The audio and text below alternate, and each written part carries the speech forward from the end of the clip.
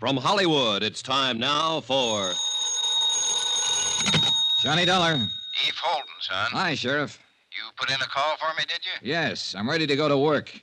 Now that the inquest's been held and George Henderson's death is officially an accident, I might be able to move around your little town a little easier. What can I do for you? Help me to move around? The case is closed, as far as I'm concerned. Eve, what's the matter with you? That inquest was a farce. For all I know, Henderson could have been pushed out of that hotel window.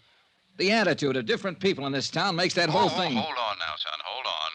I meant to say it's closed as far as my office is concerned. Personally, I think it needs investigating. We can help each other, maybe, you and me. Can I come over? Oh, I better come there. You know how folks are around here.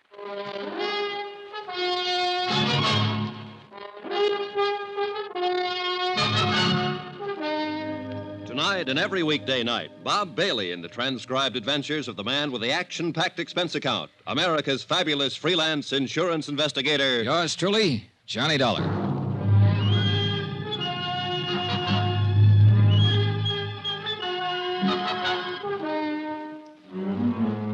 Expense account submitted by Special Investigator Johnny Dollar. Location, Culver, Montana.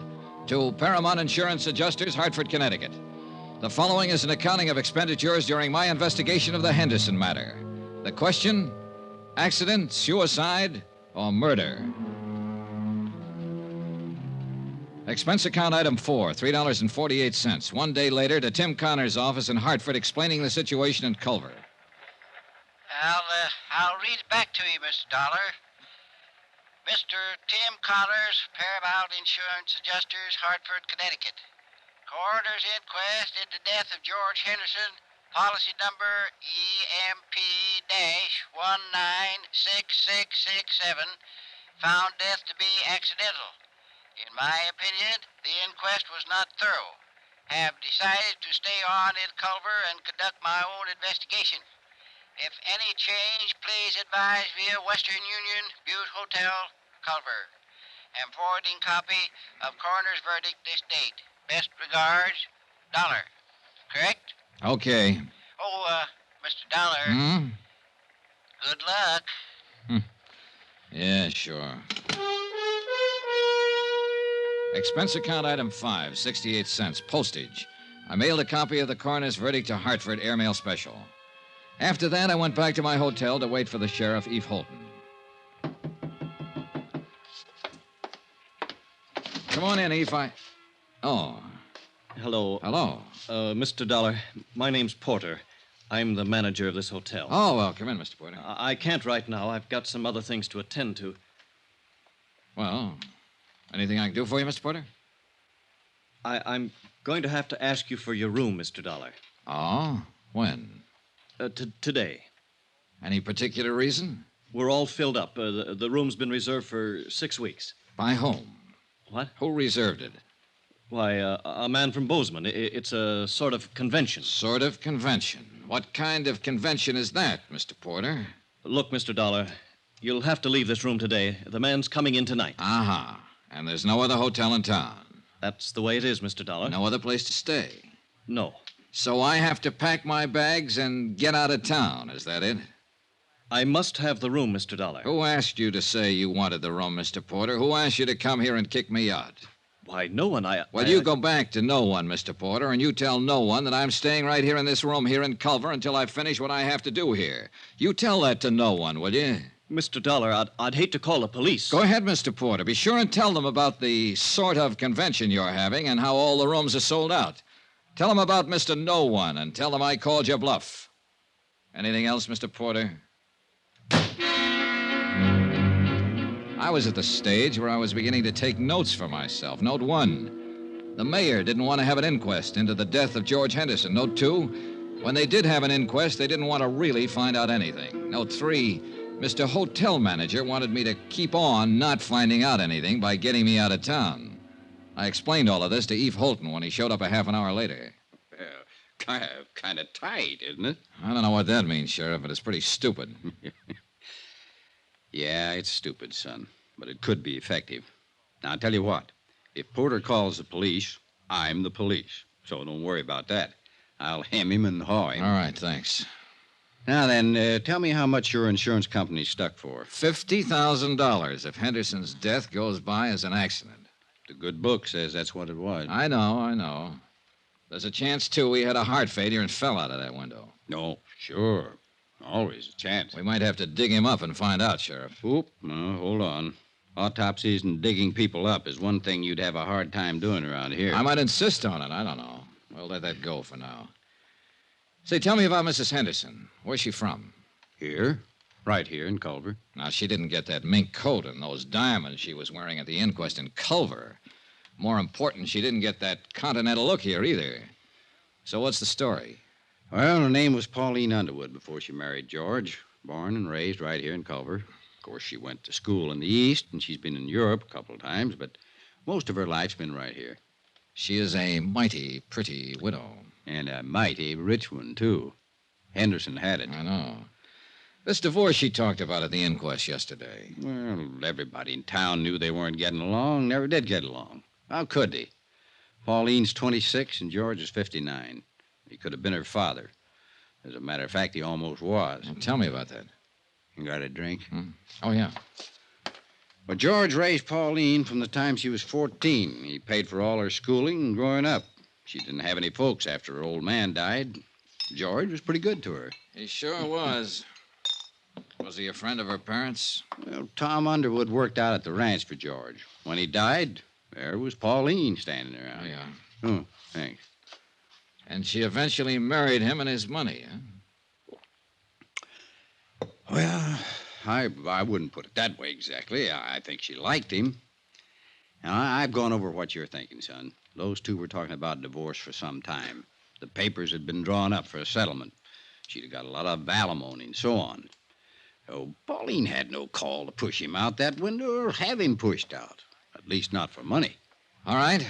Suppose he didn't want a divorce. Suppose he loved her and she came to the hotel room that morning and he pleaded with her to try all over again. Suppose she said no. Suppose she said no in a great big cold way. And George Henderson sat there and thought about it after she left.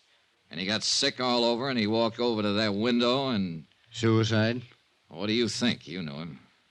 He wasn't the suicide type. Oh, nobody's the suicide type until they come to the end of the line, Eve. Then it's too late to interview them and ask them how they got there. Everybody seems to think it was an accident, so I'm just throwing words around. Well, you have a right to do that if you aren't satisfied, son. Hey, getting back to this hotel again. Who might want me to get out of town and not ask any questions?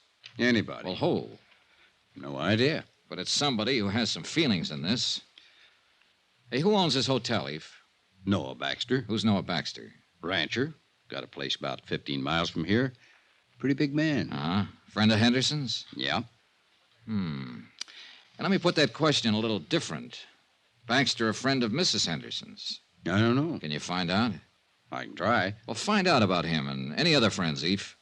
Friends that might be younger, that might have gone to Europe or school in the East. Yeah, sure. What are you thinking now, son? Well, now, if I were Mrs. Henderson and my husband fell out of a window in this hotel and killed himself, I'd hire a lawyer and I'd sue the hotel for damages. If the insurance company didn't pay off my claim, I'd hire a lawyer and insist that they pay that claim. I'd do those things right away, Sheriff, especially if I thought it was all legitimate. Yeah. Yeah. 2 hours later, I received a wire from Tim Connors. He requested me to look up a man named Thurber, an insurance broker living in Great Falls. Expense account item 6, $4.92, tank of gas. I borrowed Sheriff Holton's car and drove the 80-odd miles to Great Falls that afternoon. Mr. Thurber bought lunch. My lord, I hope there isn't anything to all this, Mr. Dollar. I just hope there isn't. George Henderson. Yeah, well, there isn't anything to anything yet, Mr. Thurber. I'm still trying to find out the facts. Oh, I knew you were over in Culver. I tried to call you there a couple of times. You were out both times. Finally, I put in a call to the home office in Hartford. I talked to this man, Connors, with the adjustment agency. Yeah. You see, Mr. Dollar, it's like this. I've been over in Jackson Hole for 5 days now hunting duck. We were way in, and I didn't hear about Henderson's death until I got back yesterday. Uh-huh. Now, look, Mr. Dollar, I don't know what reflection this will have on your attitude toward this case, but 2 days before I left, Mr. Henderson telephoned me here in Great Falls. He said he wanted to change the beneficiary on his policy. Oh, in other words, he was going to cut his wife out, huh? Yes, I suppose so. I know they weren't getting along. There'd been talk of divorce. Yes, I guess so. Uh-huh. Did he name a new beneficiary? Yes, a school teacher in Culver named Matilda Knickerbocker. Everybody calls her Maddie. What was his connection with her? None that I know of. I think it was just a name for him to throw in until he could decide on another beneficiary. Why, he didn't have... Wait a minute. Maddie Knickerbocker. Just a school teacher. Everybody knows her. He was awful mad when he talked to me that day. I could tell it in his voice. Now, here's what might interest you just a little more. The day I left on my hunting trip, Mr. Henderson phoned me again. He said to never mind. Mrs. Henderson was still his beneficiary. Had you changed the policies yet? No. Are you sure it was Henderson who telephoned you? Well, yes, I think it was him. Do you remember when you got the call? Oh, somewhere around noon, a little later, I guess. He died between 12:30 and 1. And it must have been just before he fell out the window. He phoned you long distance from Culver, huh? Yes, sir. Well, he was supposed to have been in the hotel all morning, so he had to phone from his room. Well, you can check that, can't you? You'd be surprised how hard it is to check simple things like that around the Butte Hotel. Did you know Henderson very well, Mr. Thurber? He was a customer. I wrote a lot of insurance for him. Know his wife? Oh, yes. Well, tell me about them. Well, go ahead, Mr. Thurber. Now, look, accidents rarely have reason behind them. Suicides and murders always do. You don't think it was an accident? Well, let's say I've heard enough and seen enough to make it a draw so far. Go ahead, tell me about him. And I wish I was married to Mrs. Henderson. I mean, I wish she could see me. I think most any man who's ever met her hoped the same thing. Young men, old men, any kind. But she picked George. George was as tough and leathery as these mountains around us, exactly her opposite. But Pauline married him. He raised her. He was close to her all her adult life. Yes. But, Mr. Dollar, you know and I know she didn't have to marry him. She could have married anybody here in Culver or anybody in London or Paris. You see what I mean? Not quite. Well, I always had the idea that after she married him, she kept letting him know she could have had anybody else she wanted. Go ahead, Thurber. I think she married him for his money. I think she would have killed him for his money.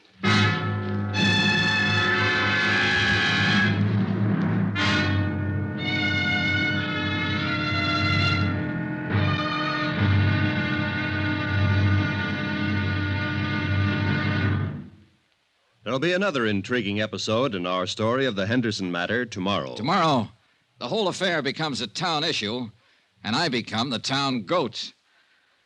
Incidentally, let me take a moment to say thanks for the many kind letters you've sent. We appreciate them more than you know. And I only wish it were possible to answer them all personally. Again, thank you. Yours truly, Johnny Dollar.